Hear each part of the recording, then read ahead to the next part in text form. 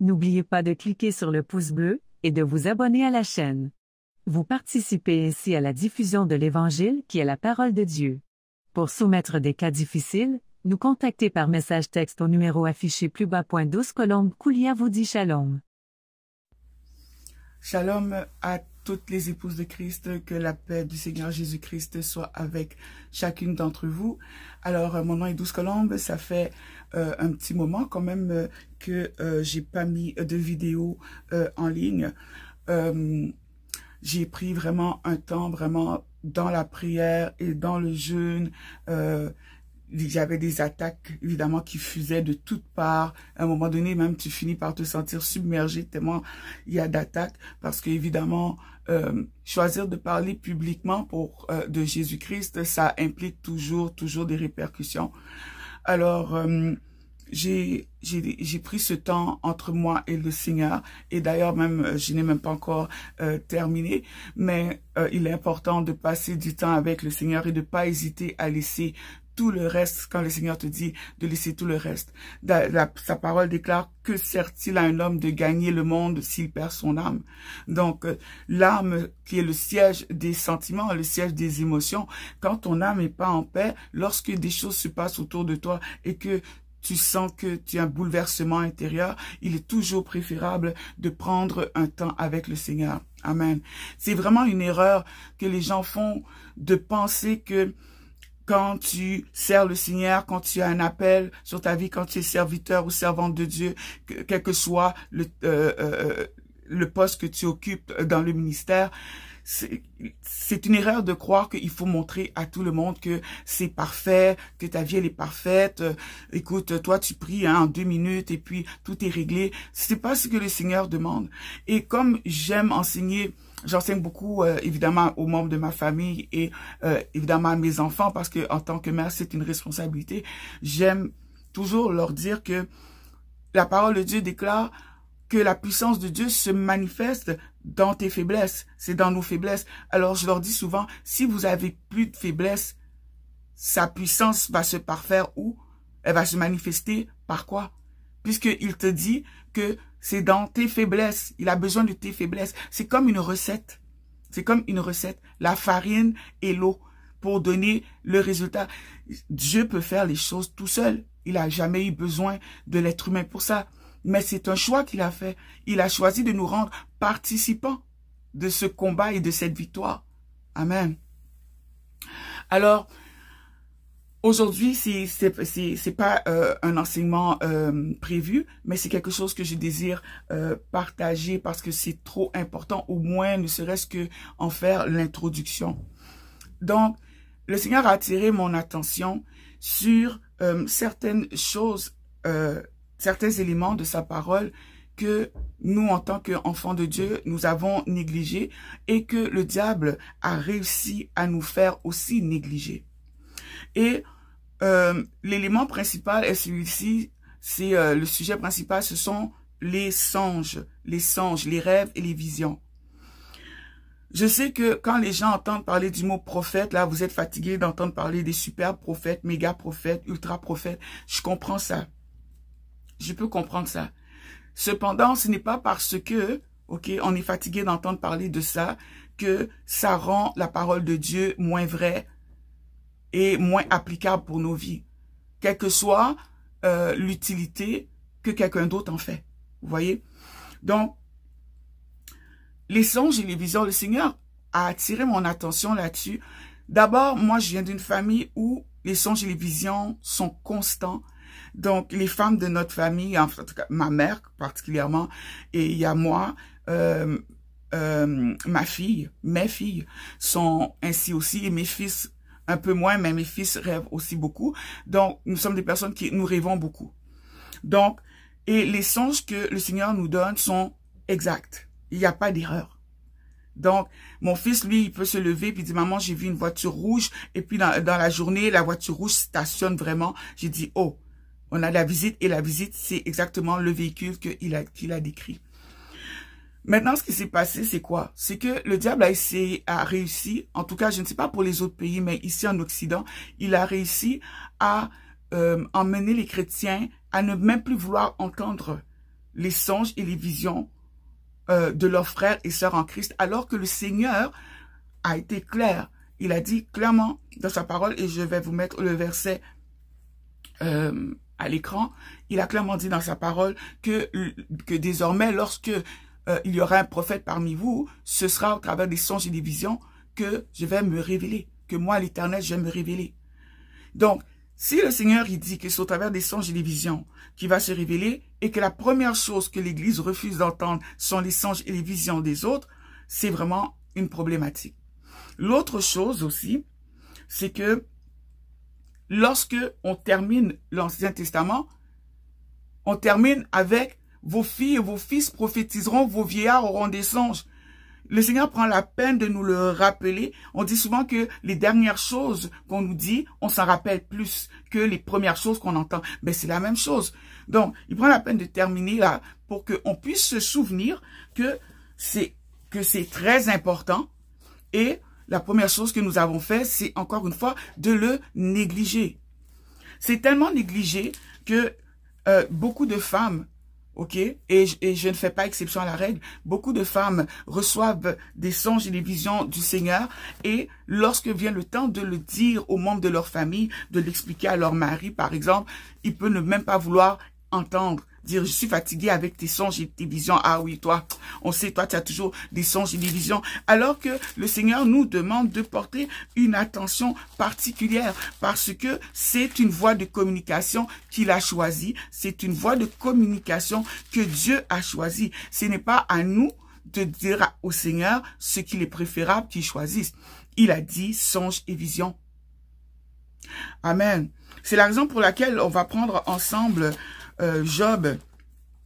Je vais juste vous lire un petit passage rapidement dans Job au chapitre 33. Job chapitre 33 où le Seigneur voilà. Ok, voilà. Chapitre 33 à partir du verset 14. Je lis la parole de Dieu avec respect et considération. Dieu parle cependant tantôt d'une manière, tantôt d'une autre. Et l'on n'y prend point garde.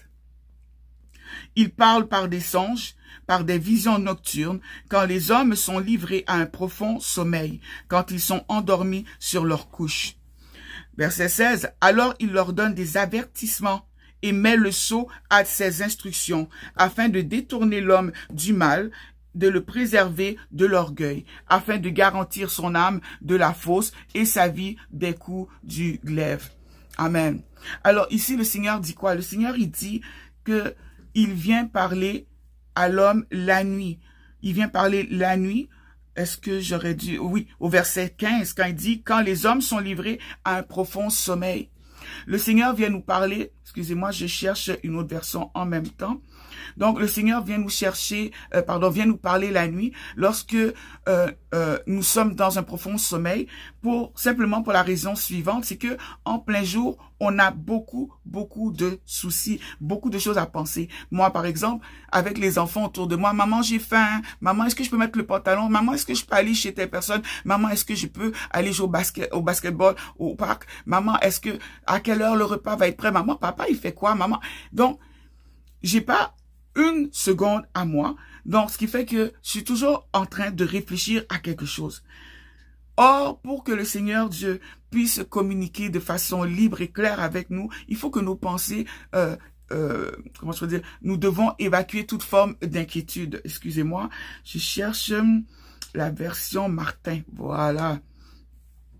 Donc, il faut que nos pensées soient libres de toute inquiétude, de toute réflexion, de tout calcul. Quand tu es rendu là, tu calcules, c'est la fin du mois, tu dois payer ton loyer, tu sais que tu dois payer ton loyer, les finances là c'est chaud, et bien voilà. Donc, ces inquiétudes-là font que ça va, si le Seigneur commence à te parler, tu vas pas bien comprendre. Tu peux même carrément l'ignorer, ne même pas comprendre qu'il était en train de te parler. Amen. Il y a encore des chrétiens qui savent même pas que Dieu parle réellement, qu'il a réellement une voix. Dieu a vraiment une vraie voix. Amen. Donc, je cherchais le passage dans la version Martin 1744. Donc, je vais vous le lire ici. Parce que Voyez-vous, dans la version 8 secondes, là, c'est écrit Dieu parle tantôt d'une manière, tantôt d'une autre. Mais je préfère la version Martin qui est beaucoup plus vieux et qui est plus proche des Écritures. Et ça dit ceci, écoutez bien.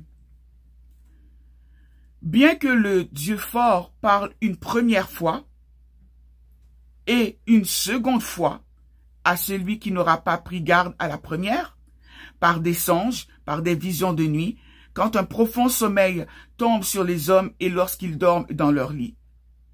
Alors il ouvre l'oreille aux hommes et scelle leur châtiment, afin de détourner l'homme d'une mauvaise action et de rabaisser la fierté de l'homme. Ainsi, il garantit son âme de la fosse et sa vie de l'épée. L'homme est aussi châtié par des douleurs dans son lit et... Bon, ok, on va s'arrêter ici. Donc, ils disent ici, dans cette version, bien que Dieu parle une première fois et Dieu parle une deuxième fois. Donc, pourquoi est-ce que je me suis arrêtée là-dessus? C'est parce que, effectivement, lorsque on reçoit des songes du Seigneur et que le même songe se répète et que ça fait 2 fois que vous recevez ce songe, vous savez déjà que si vous faites rien, ce songe-là, c'est arrêté. Dans le monde spirituel, c'est arrêté. La décision est arrêtée. Donc, Dieu parle une première fois et il va toujours parler une seconde fois. Amen. Il va toujours parler une seconde fois. Donc, pourquoi est-ce que je me suis arrêtée là-dessus? D'abord, le Seigneur me montrait l'importance des songes. Aujourd'hui, les gens pensent que Dieu ne parle plus par rapport à travers les songes. Et c'est une grosse erreur que nous avons faite parce que même après la résurrection de Jésus-Christ, Paul était endormi et dans la nuit, Paul a reçu une vision. C'était un Macédonien qui lui demandait de venir prêcher dans sa région. Et ça là, il l'a vu. Comment le Macédonien qui n'est pas un ange, comment ça se fait qu'il a pu communiquer avec Paul qui était à l'autre bout? Le Seigneur dit que nous sommes tous un seul et même corps. Et tout ce que nous le recevons en partie. Personne ne connaît au complet. OK? Donc, quand on est endormi, le Seigneur vient et il nous parle. Le problème qu'il y a, c'est le suivant. C'est que, étant donné que le diable, c'est l'importance qu'a ce moyen, ces 2 canaux de communication, parce que c'est un canal. C'est comme ton téléphone, là. OK? C'est comme si tu es dans un bunker, puis tu as ton téléphone. Donc, tu as les songes et tu as les visions, et tu sais que le Seigneur appelle la nuit. OK?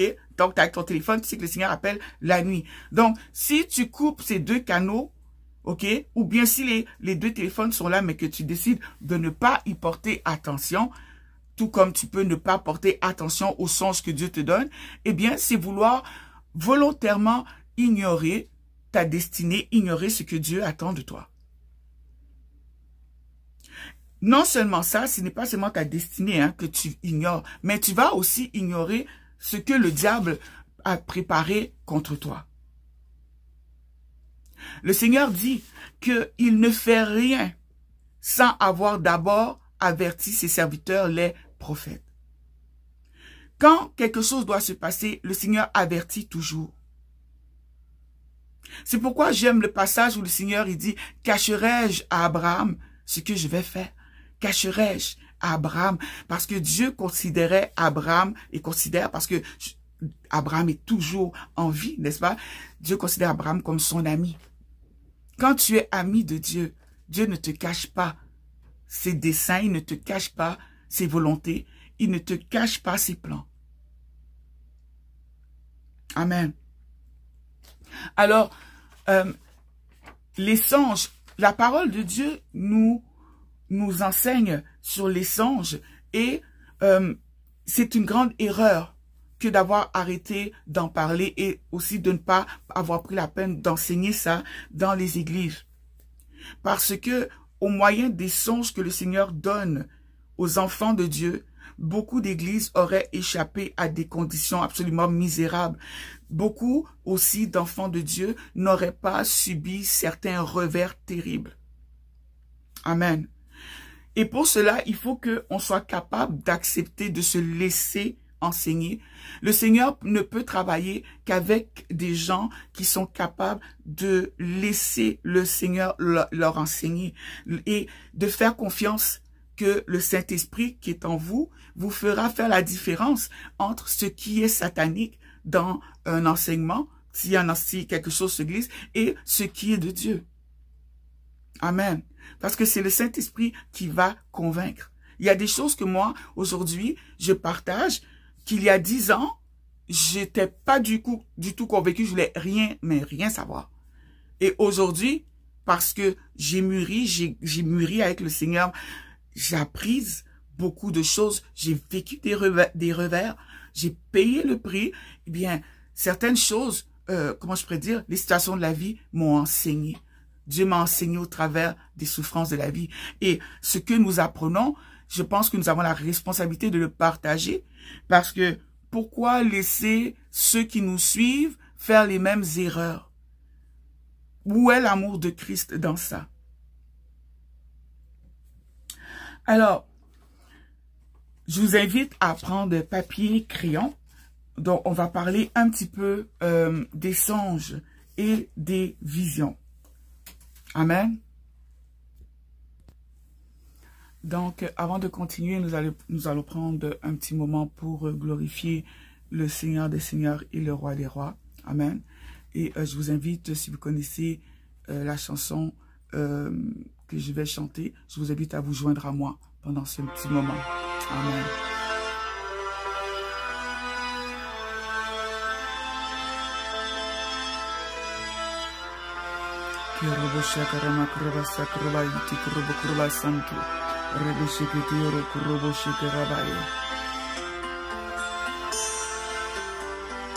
Alors le chant, c'est une autre façon aussi que vous pouvez exprimer au Seigneur votre gratitude et tout ce qu'il y a dans votre cœur. C'est pourquoi vous vous arrêtez pas sur vos notes ou si vous c'est pas important. Jésus, nous te couronnons, nous te proclamons roi,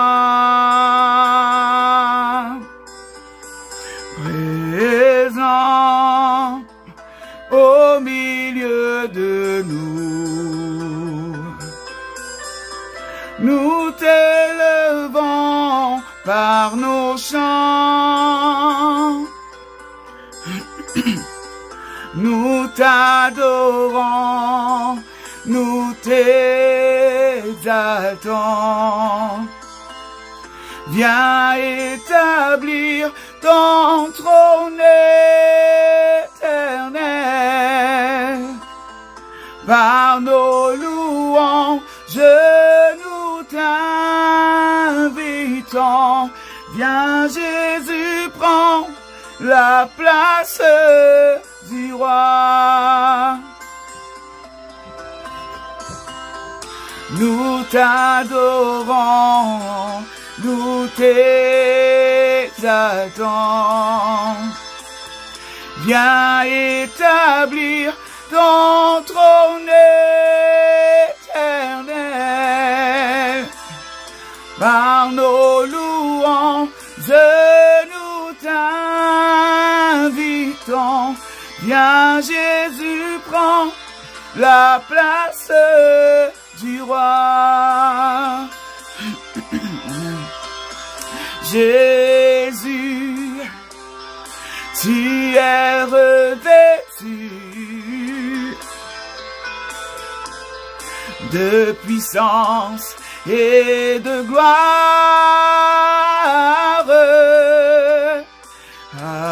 assis sur ton trône élevé. Tu vis et règnes à jamais. Nous t'adorons, Yahweh, nous t'exaltons. Viens établir ton trône éternel. Par nos louanges,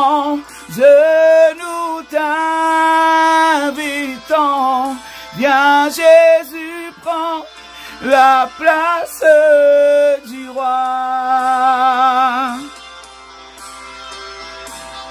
Nous t'adorons, nous t'exaltons. Viens établir ton trône éternel. Par nos louanges, nous t'invitons. Viens Jésus, prends la place du roi. Viens Jésus, prends la place du roi.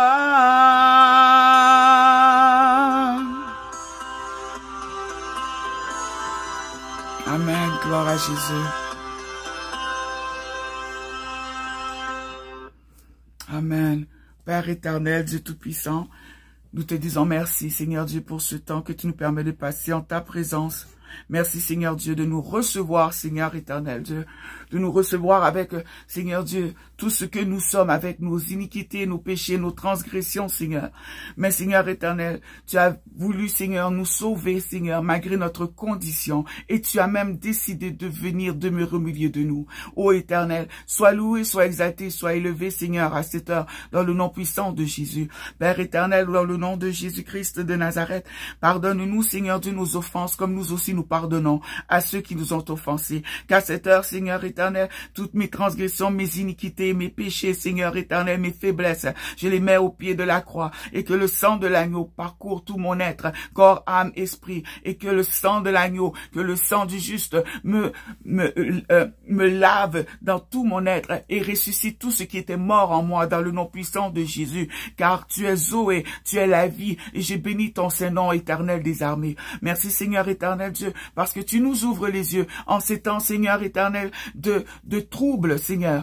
Tu es une lampe, Seigneur, à mes pieds, une lumière sur mon sentier. Oui, Seigneur, ta parole est une lampe à nos pieds, une lumière sur notre sentier. Et Seigneur éternel, tu nous éclaires, tu ne nous abandonnes pas. Seigneur éternel, même lorsque une mère aura abandonné ses enfants, toi jamais, tu ne nous délaisseras. Éternel des armées, ouvre, Seigneur Dieu, notre intelligence et l'intelligence de tous ceux, Seigneur, et de toutes celles qui sont, Seigneur, en ce moment connectés, Seigneur Dieu, avec moi, Seigneur Dieu, et que, Seigneur éternel Dieu, au nom de Jésus-Christ, dans la mesure de l'onction que tu mets, Seigneur Dieu, sur ma vie, Seigneur, alors que je ne suis absolument rien, qu'ils puissent, Seigneur, eux aussi, Seigneur, être élevés dans la gloire, Seigneur, dans la gloire, et que ton nom, Seigneur, soit glorifié sur toute la terre, dans le nom puissant et merveilleux de Jésus-Christ, et par la puissance du Saint-Esprit qui jamais ne faillit.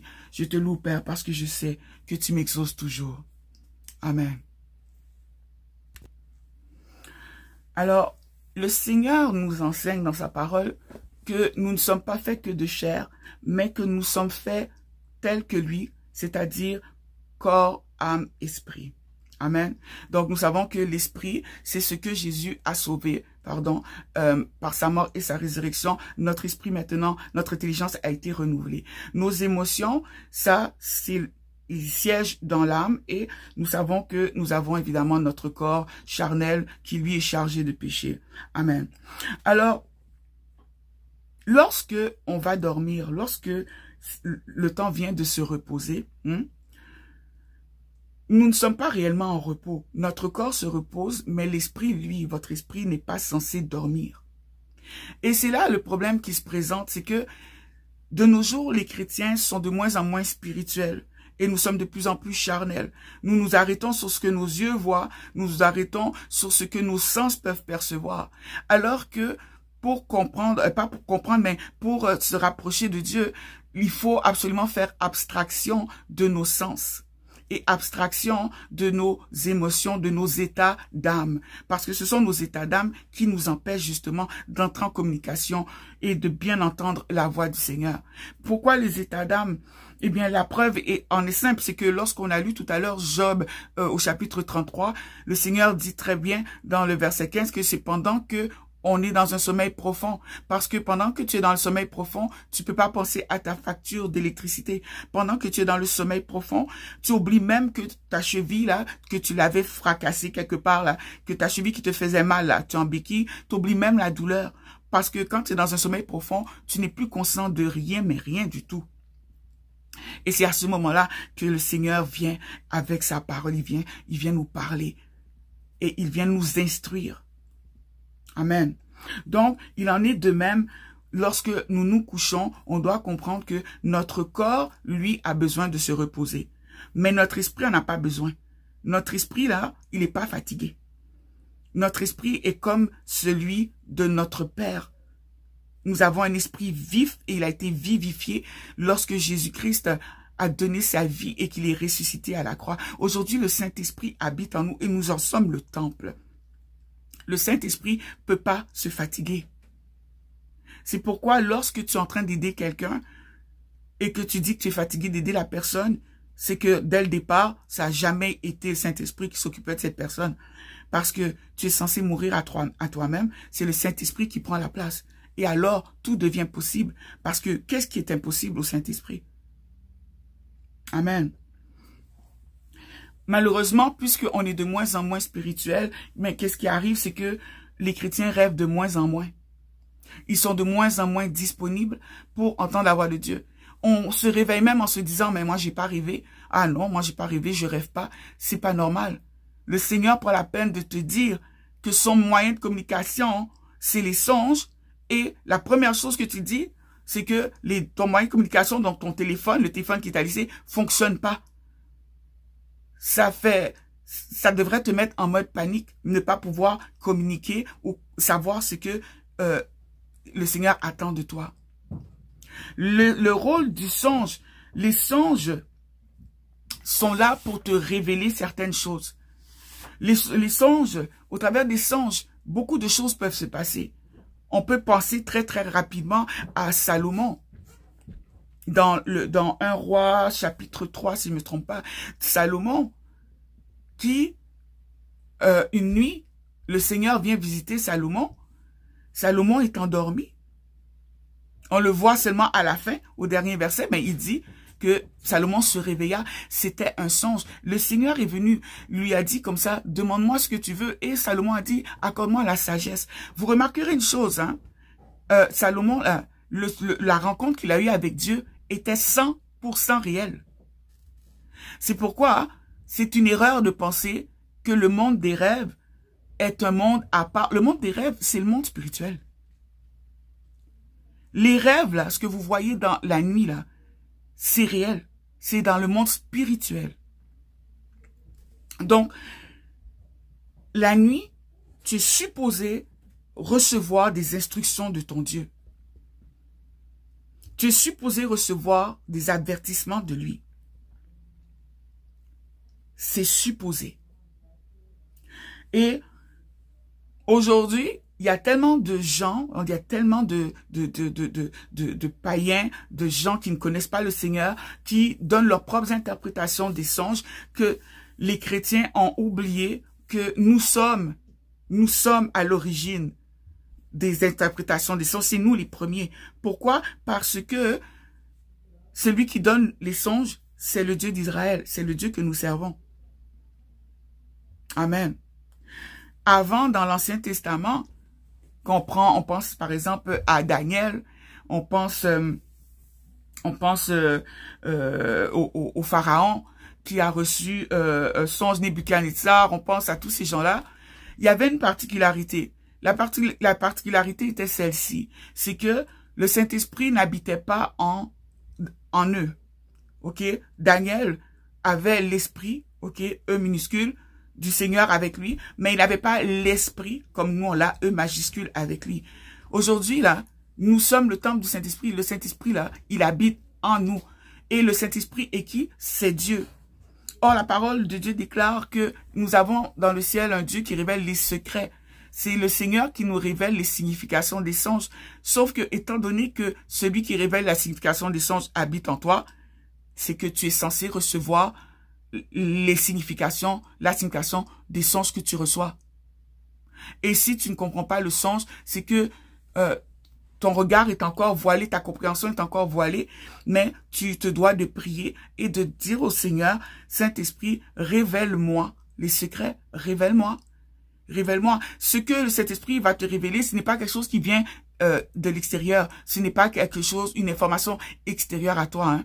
C'est une information qui va venir de l'intérieur. Parce que le Saint-Esprit habite à l'intérieur. Donc, le Dieu qui est à l'intérieur de toi va répondre. Et tu vas avoir la réponse, la signification du songe qu'il te donne. Amen. Donc, on doit se souvenir que les songes sont révélateurs des plans du diable pour ta vie et révélateurs des plans de Dieu pour ta destinée. Donc, la nuit, tu peux recevoir des songes dans lesquels le Seigneur te montre, par exemple, que tu es devant une foule, tu es en train de prêcher. Il est en train de t'instruire, de t'informer de ta destinée. Il est en train de te parler de ton identité, de qui tu es. Mais si là, ça fait 15 ans que tu es converti, ça fait 15 ans que tu rêves pas, ben ça va faire 15 ans que tu es assis et que tu sais toujours pas où le Dieu te veut. Tu vas te demander, est-ce que c'est dans la musique, je chante? Ou bien, oh, peut-être que je devrais aller aider les itinérants. Oh, non, peut-être que je devrais m'intéresser aux vieillards. Tu sais plus où donner la tête. Parce que tu n'as pas reçu la révélation, la communication, l'appel que le Seigneur fait chaque nuit. Il prend la peine de le faire et il t'appelle 2 fois. Il te parle une première fois, il te parle une deuxième fois. Dieu est patient. Hein? Donc, le diable a réussi à faire oublier l'importance des songes et de ce canal de communication. Il a réussi à le faire oublier aux chrétiens. Pourquoi? Simplement parce que il sait très bien que le Seigneur nous révèle par les songes ses plans, ses manigances. Et puisque il veut pas que tu t'en sortes, Satan, quand il te frappe, il veut pas te rater. Bien, ça fait bien son affaire que tu saches pas que un esprit de mort va frapper ton tonton, par exemple. Ça fait bien son affaire. Alors que si tu étais connecté avec le Seigneur, ok, le Seigneur serait venu, il t'aurait montré, il t'aurait donné un songe. Et là, à partir de ce songe-là, tu aurais compris, tu aurais dit, oh, il faut que je prie pour les membres de ma famille.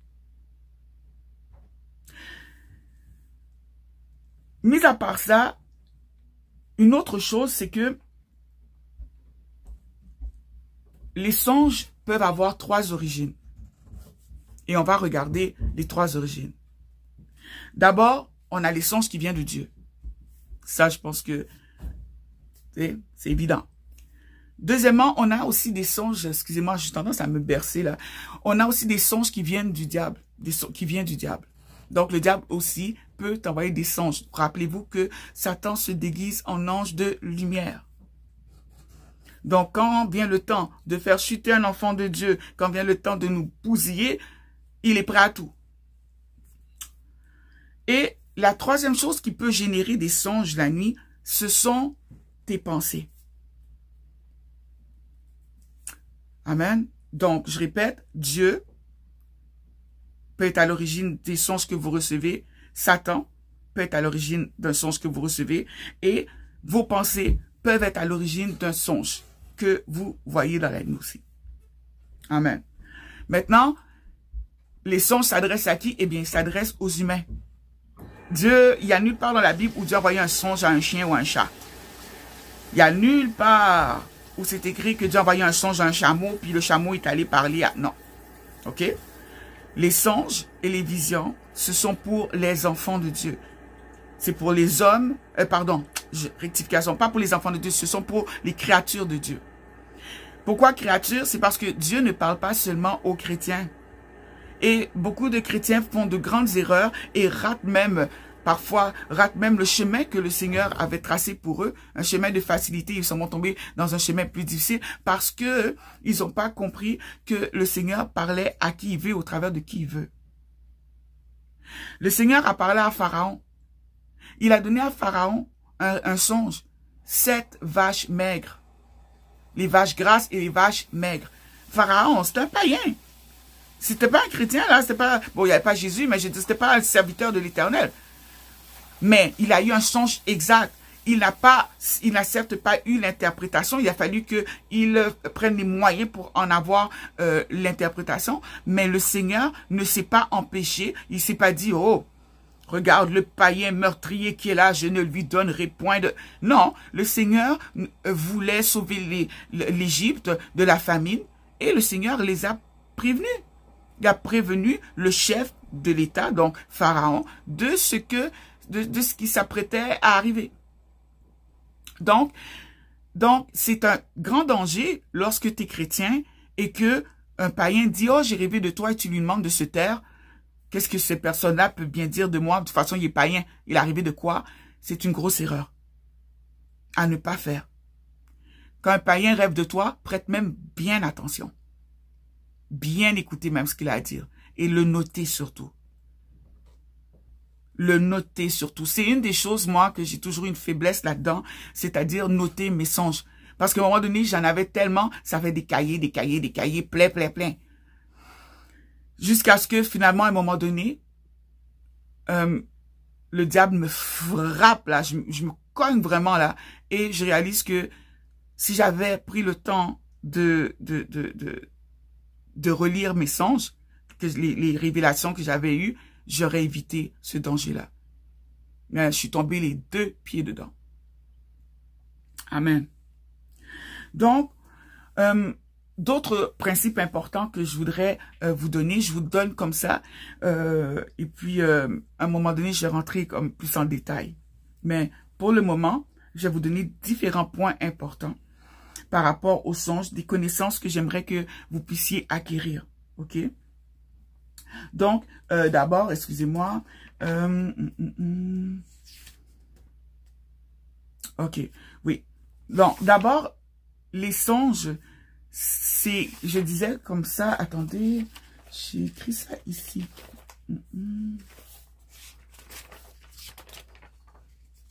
Ah oui, pardon, voilà. Donc, je disais que les songes, les rêves, c'est un canal de communication que Dieu a établi.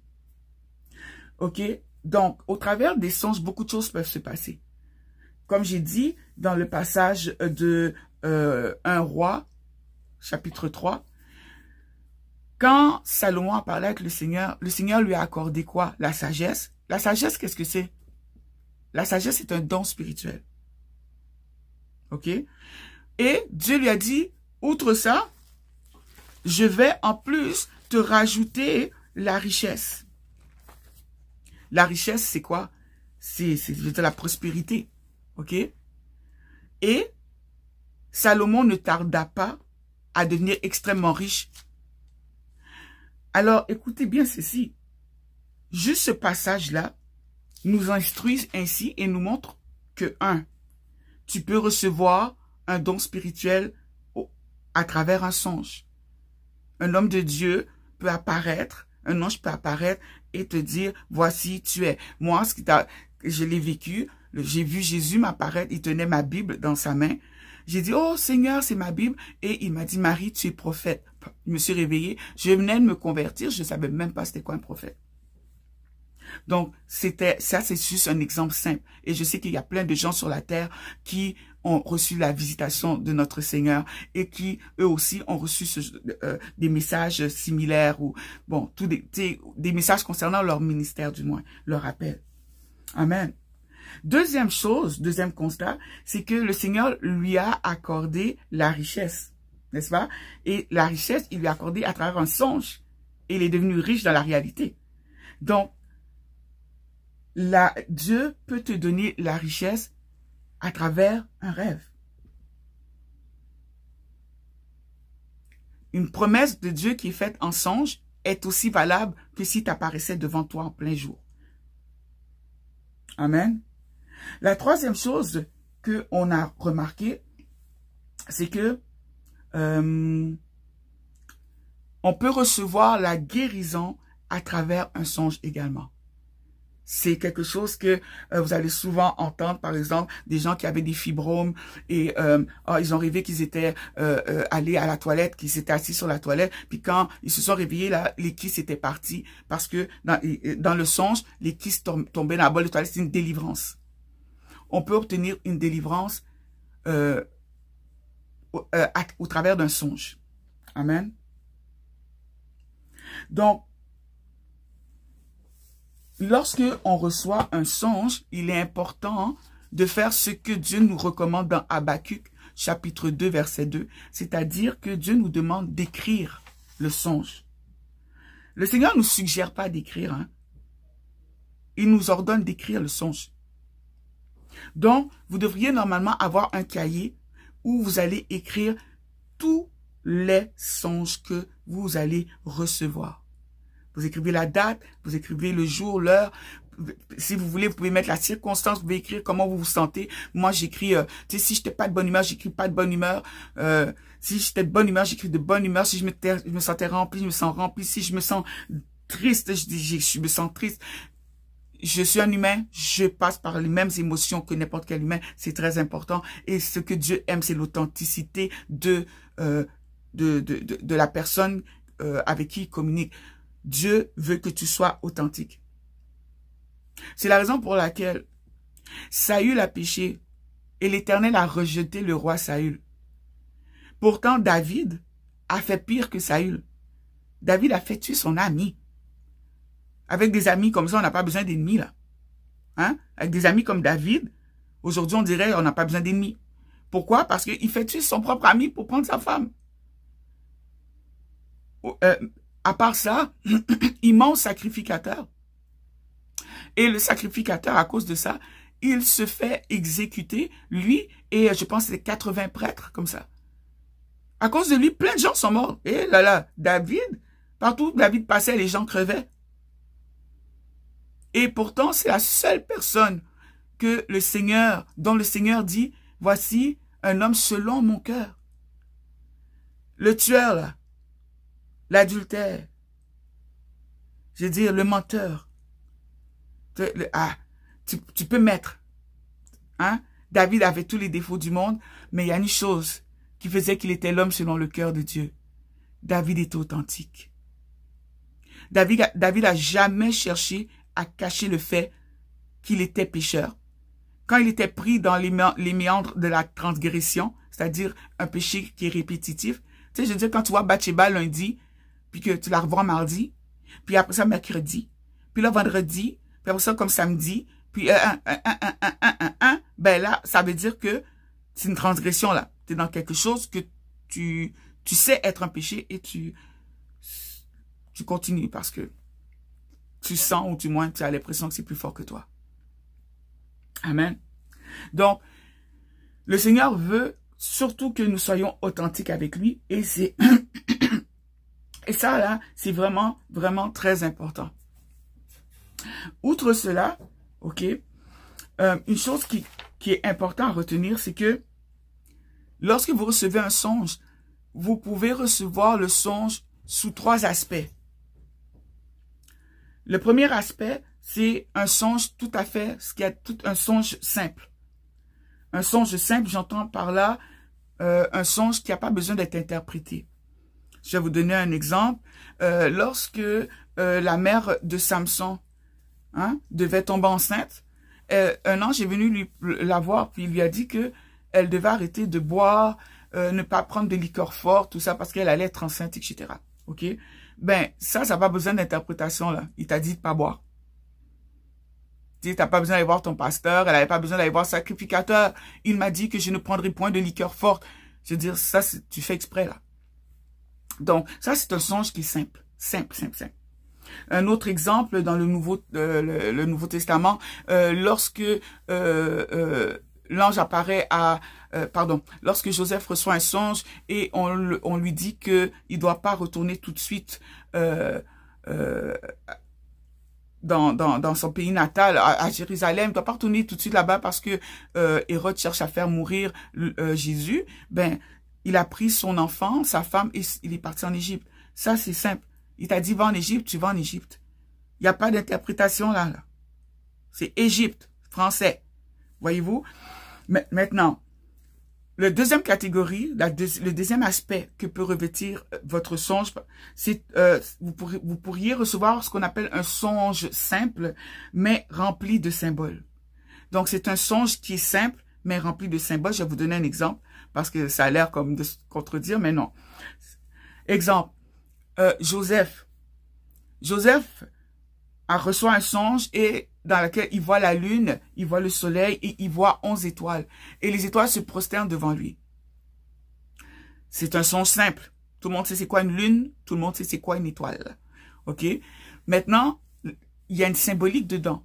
La lune représentait sa mère, le soleil représentait son père et les 11 étoiles représentaient ses frères. Voyez-vous? Donc, c'était un songe simple, mais qui avait besoin quand même d'une petite explication pour bien en saisir le sens. Maintenant, le troisième type de songe, le troisième aspect que peut prendre un songe, c'est un rêve rempli de symboles et très complexe. Là, tu as les deux en même temps. Un rêve qui est rempli de symboles et très complexe. Je viens de parler justement d'un songe comme ça, le songe que Pharaon a eu avec les 7 vaches maigres. Je veux dire 7 vaches grasses. Si on n'avait pas eu ce texte dans la Bible et que on était allé vous voir, ou bien quelqu'un serait venu me voir, me dire hey, j'ai rêvé à 7 vaches maigres,